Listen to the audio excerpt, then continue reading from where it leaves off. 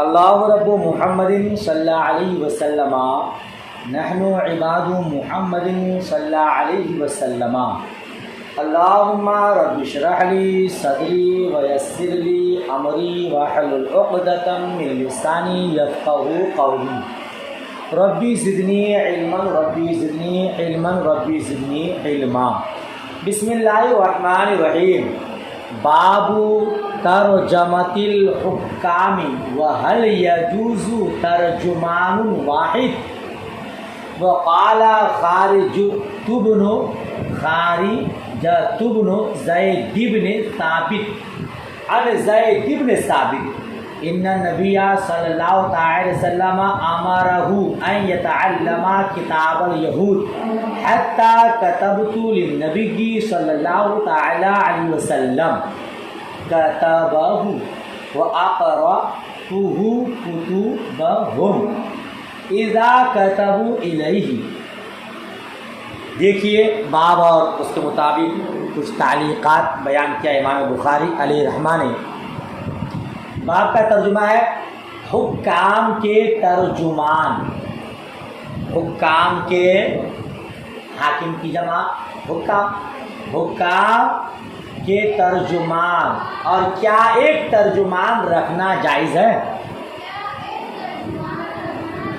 ایک ترجمان رکھنا کافی ہے؟ ایک تو حاکم کا ترجمان، پھر حاکم ایک ہی ترجمان رکھے تو کافی ہے، جائز ہے؟ اسی بارے میں آج آپ پڑھنے والے ہیں۔ قال خارجہ بن زید بن ثابت عن زید بن ثابت۔ خارجہ ابن زید بن ثابت نے زید بن ثابت رضی اللہ تعالی عنہما سے روایت کیا۔ کیا روایت کیا؟ کہ نبی کریم صلی اللہ تعالی علیہ وسلم نے انہیں حکم دیا کہ یہود کی کتابت سیکھیں۔ یہود کی کتابت سیکھیں، جس طرح یہودی لکھتے ہیں اس طرح لکھنا سیکھیں، یہاں تک کہ وہ آپ کے خطوط لکھے، یہاں تک کہ وہ آپ کے خطوط لکھے اور آپ کے نام آنے والے خطوط کو پڑھ کر سنانے لگے، اور آپ کے نام آنے والے خطوط کو پڑھ کر سنانے لگے۔ ٹھیک ہے؟ کیا مطلب؟ اس حدیث کو امام بخاری علیہ رحمہ نے کتاب التاریخ میں تفصیل کے ساتھ بیان کیا۔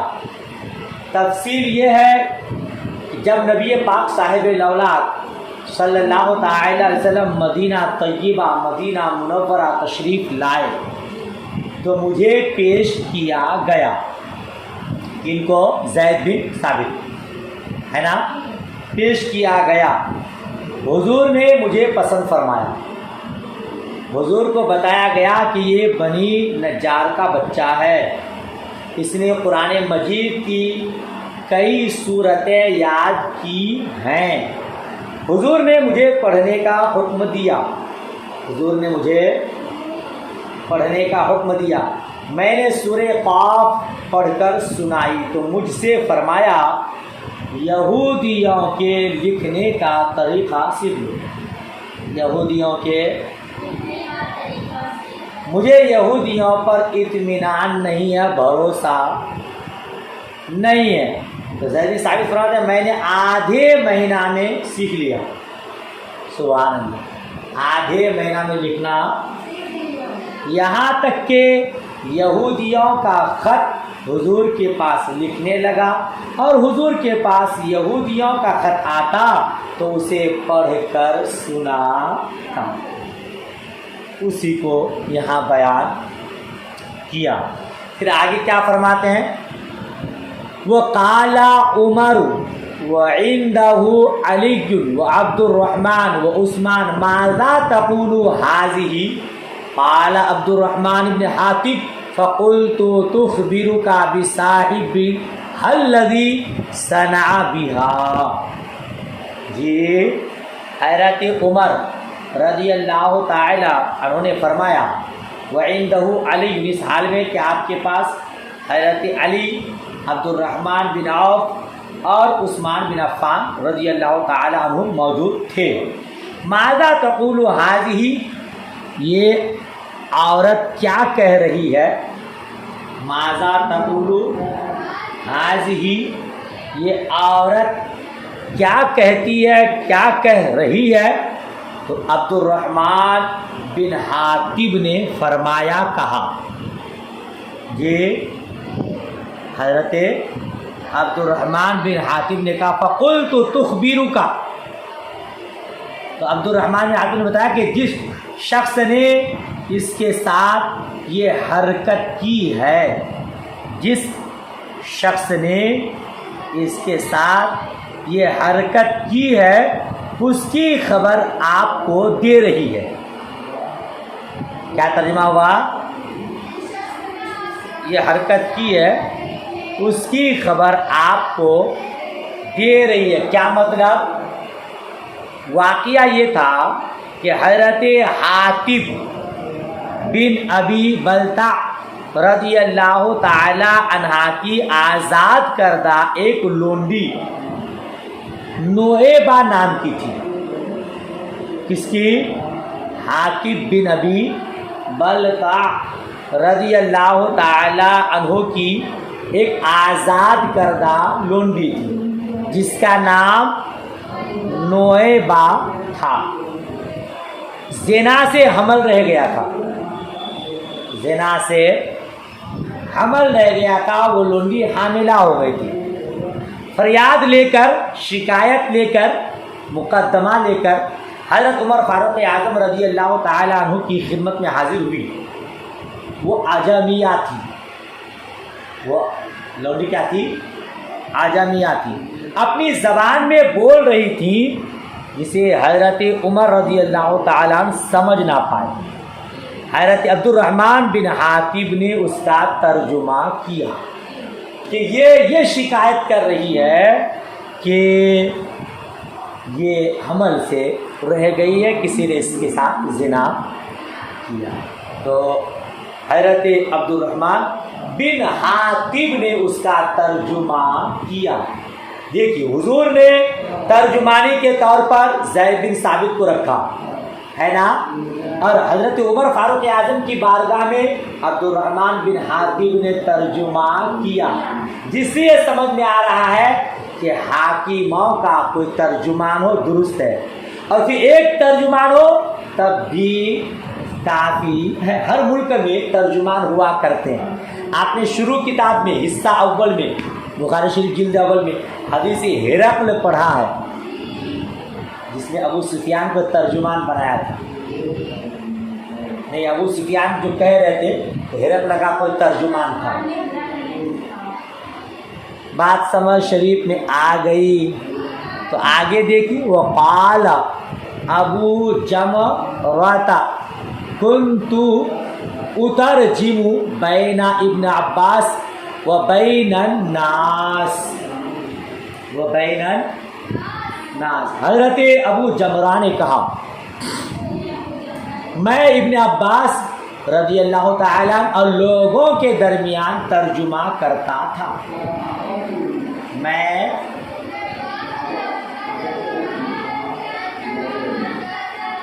ترجمانی کیا کرتا تھا، ٹھیک ہے نا۔ وقال بعض الناس لا بد للحاکم من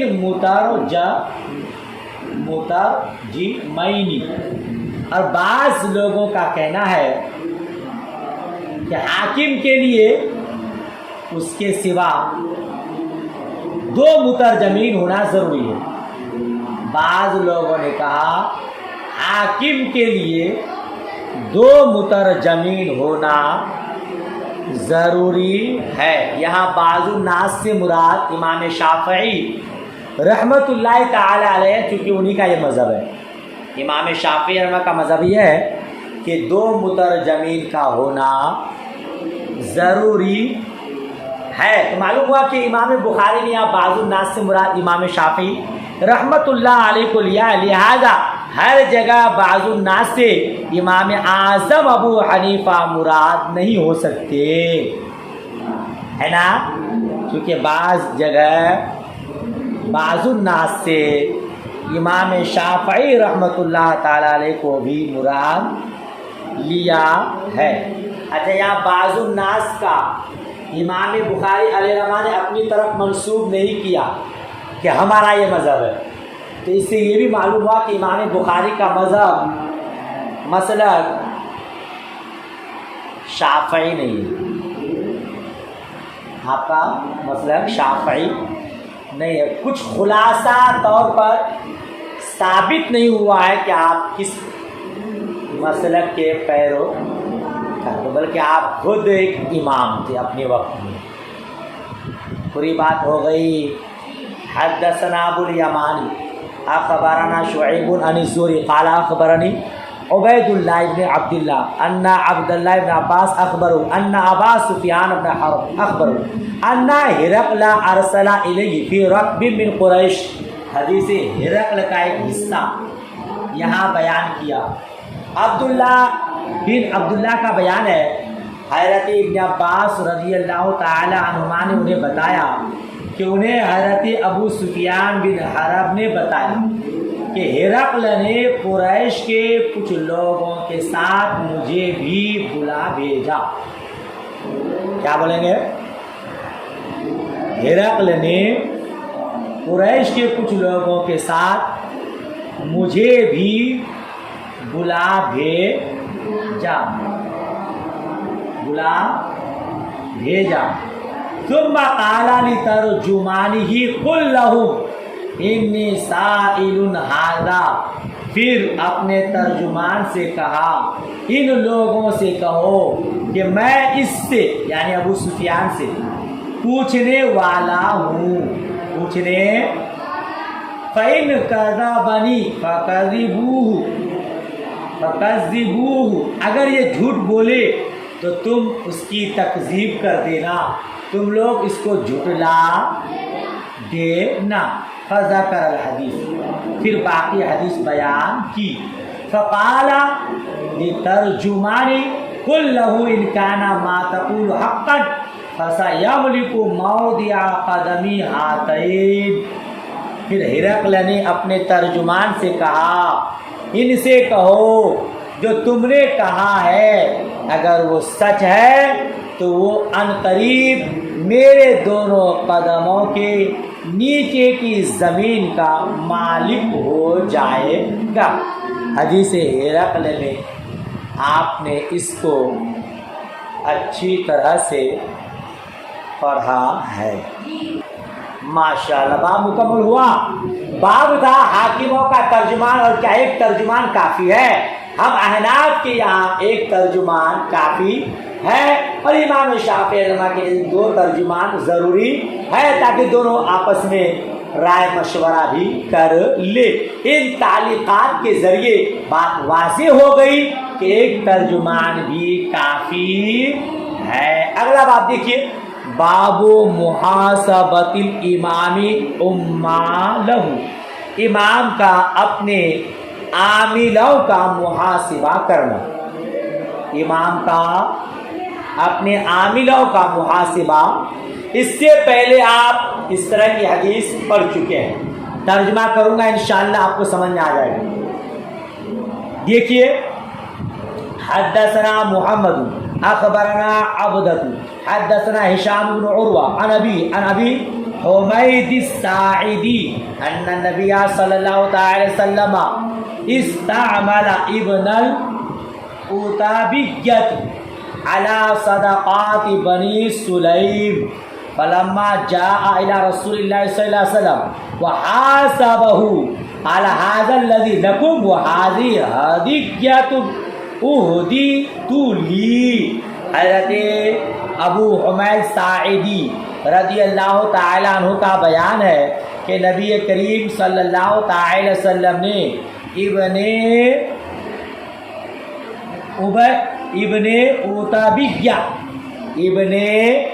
عتبیہ کو بنی سلیم کے صدقات کا عامل بنایا۔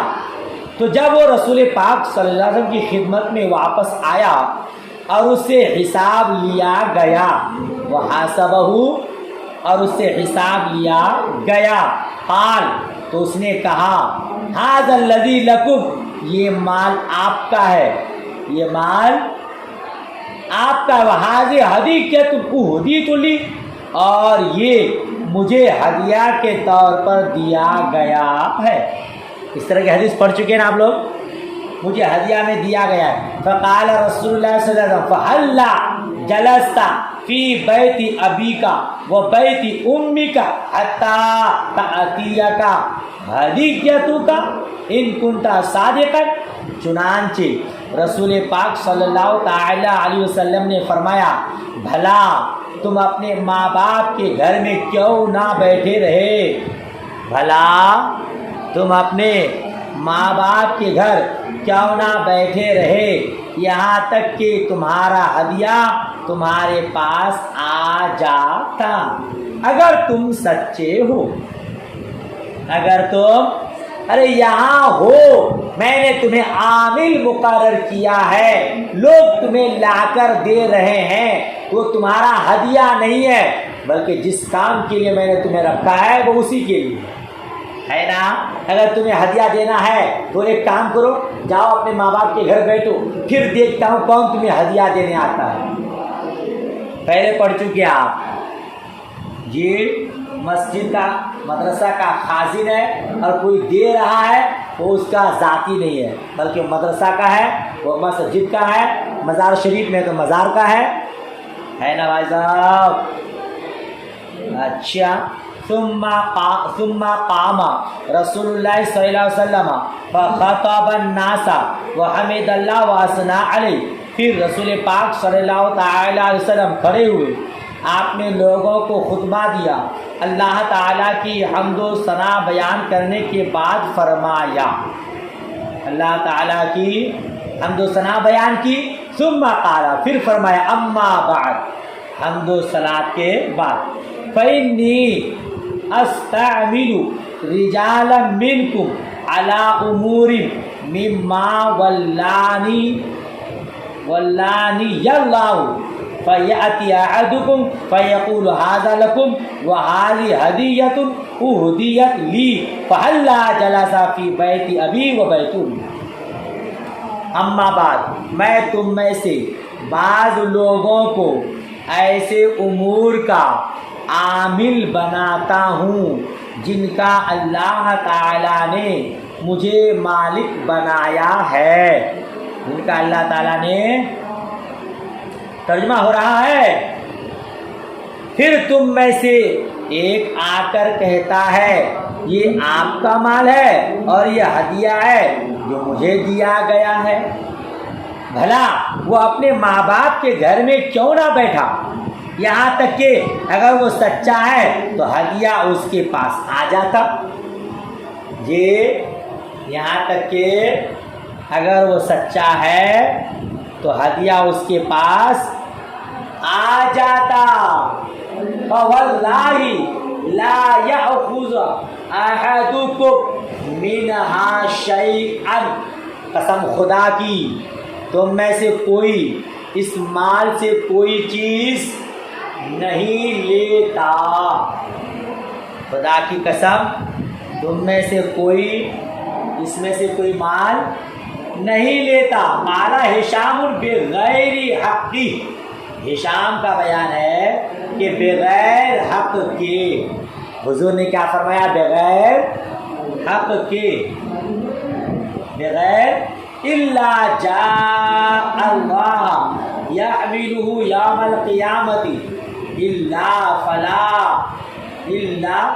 فلا اعرفن ما جاء اللہ رجل بعیر له رغاء او بقرۃ او ببقرۃ لها خوار او شاۃ تیعر ثم رفع یدیہ حتی رأیت بیاض ابطیہ الا هل بلغت۔